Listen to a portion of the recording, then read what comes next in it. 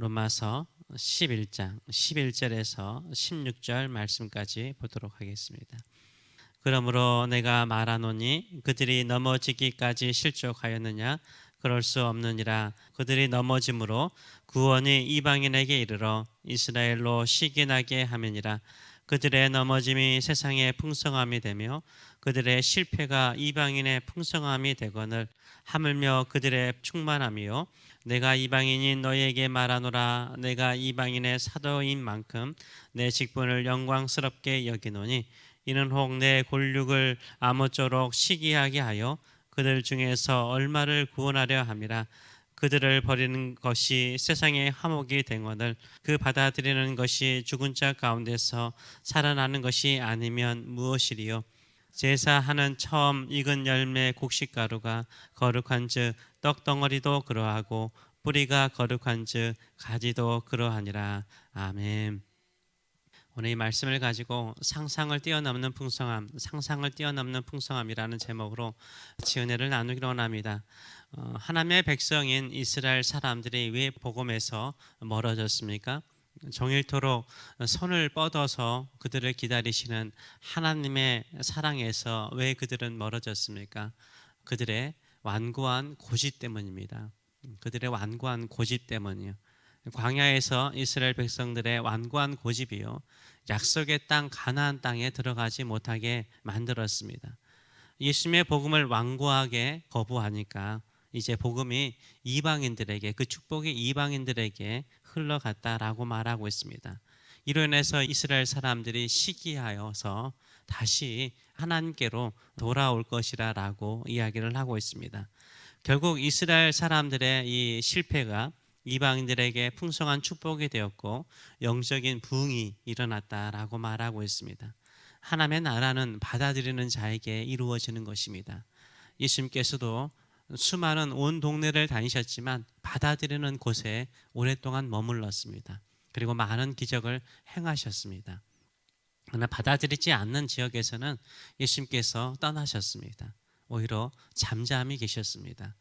예수님께서 제자들을 파송할 때도 그렇게 말씀하시죠. 너희들을 받아들이면 거기에서 오래 머물면서 축복하고 가르치며 내가 너희에게 준 능력으로 사역하라고 말씀하지만 받아들이지 않으면 발에 먼지라도 털어버리라 라고 말씀하셨습니다.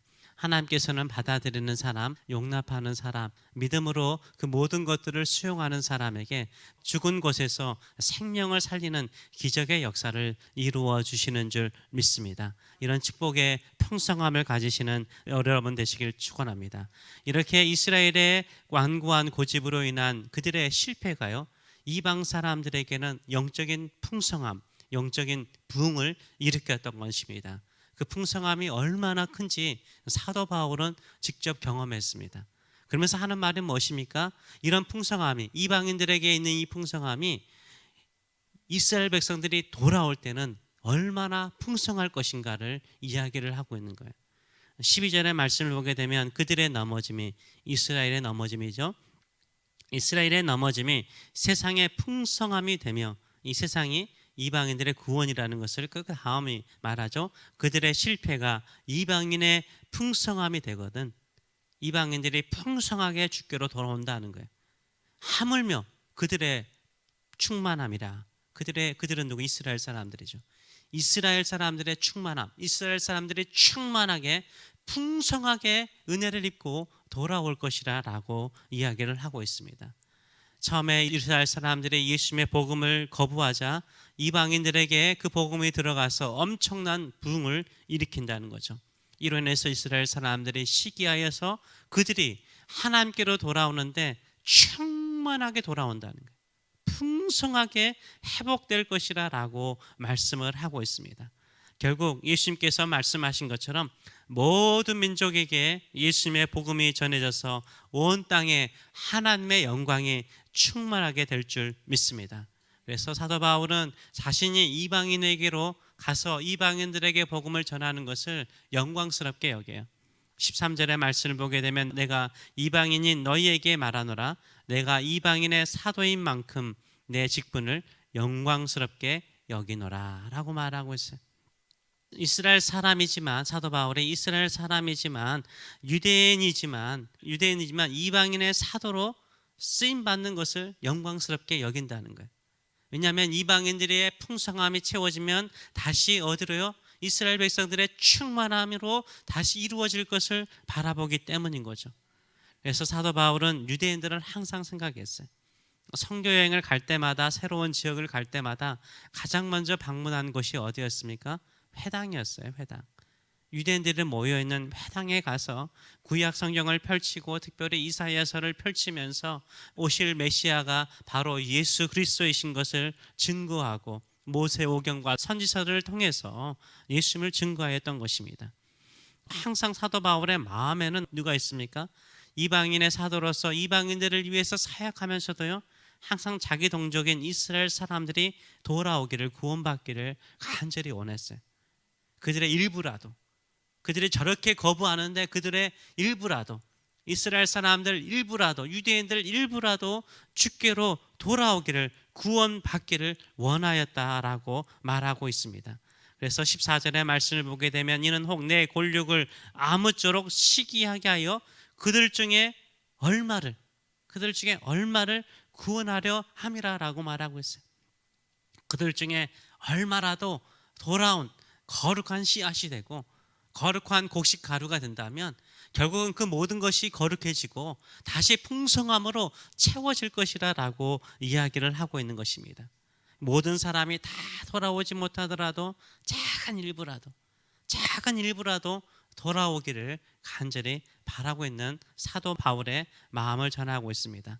그러면서 작은 일부일지라도 그들이 구원받는 것은 구원의 뿌리가 되고 구원의 씨앗이 될 것이라 라고 말하고 있어요.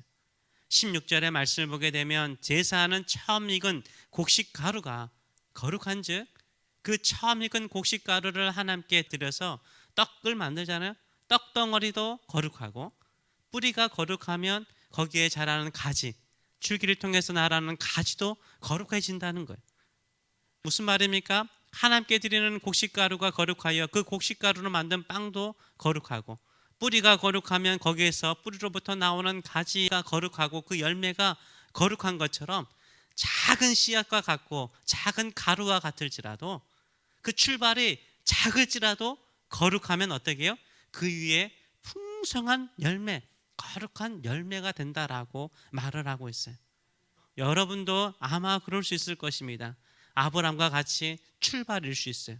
일부분일 수 있어요. 작을 수 있어요. 작게 출발할 수 있어요. 그럼 뭘 바라봐요? 내가 거룩하면 그 이후에 더 풍성한 거룩함이 있는 줄 믿습니다.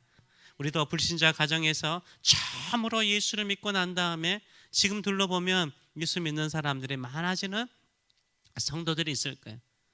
첫 뿌리, 첫 곡식가루, 이게 뭐예요? 이게 거룩하면, 예수 믿고 거룩해지면 그 위에는 모든 것이 거룩해져. 그 위에 오는 세대들이 거룩해지고 예수를 믿고 주께로 돌아오는 놀라운 역사가 일어날 줄 믿습니다. 근데 그 풍성함이 어떻다고요? 엄청나다는 거예요. 그 충만함이 엄청나다는 거예요. 우리가 상상할 수 없는 놀라운 역사를 이룬다라고 말하고 있어요.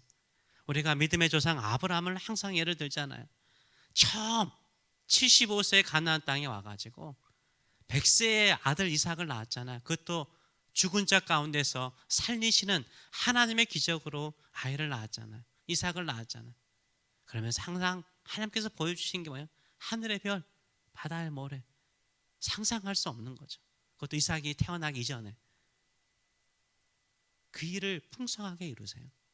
여러분이 내가 첫 씨앗이요, 첫 열매의 곡식가루일지라도 하나님께서 그 풍성한 일들을 반드시 이루실 줄 믿습니다. 어찌 그 풍성함을 우리의 상상으로 다 알 수 있겠습니까? 하나님께서 이루시는 일은 더 풍성한 줄 믿습니다. 이런 믿음을 가지고 살아가시는 저와 여러분 되시길 축원합니다. 제가 3년 전에 교회에 깻잎이 몇 개 있더라고요. 그래서 그 깻잎 몇 개, 그 열매 가지고 저희 집에 있는 텃밭에 심었습니다. 올해 보니까는 그 깻잎이 얼마나 풍성한지 숲을 이뤘어요.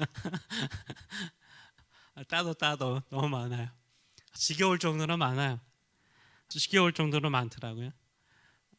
작은 몇 개, 씨앗을 가져가서 심어놨는데 저렇게 풍성해서 숲을 이룰 정도로 많아졌어요.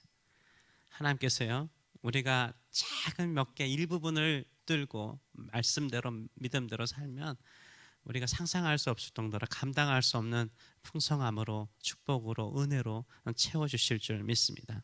이런 믿음을 가지고 우리 끝까지 내가 첫 가루요, 첫 열매의 가루요, 내가 첫 뿌리라는 믿음을 가지고 믿음으로 전진해 나가시는 저와 여러분 되시길 축원합니다. 하나님께서 풍성하게 축복하세요.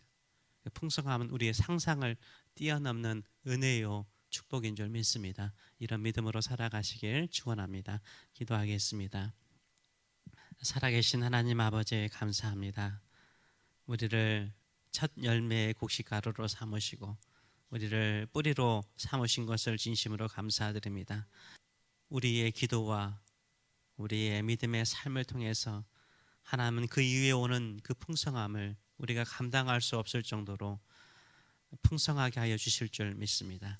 그러기에 오늘도 우리는 믿음으로 나가고 믿음으로 기도하고 또 믿음으로 승리하는 저희들의 삶들이 될 수 있도록 은혜 도와여 주시옵소서.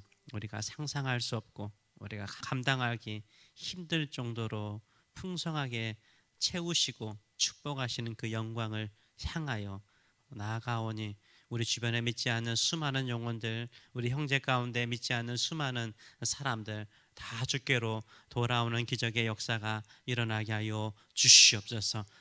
주변의 사람들이 나로 인하여서 거룩해지고 하나님의 백성들이 되는 거룩한 일들, 풍성한 영광이 임하도록 축복하여 주시옵소서. 감사드리며 예수님의 이름으로 기도합나이다. 아멘.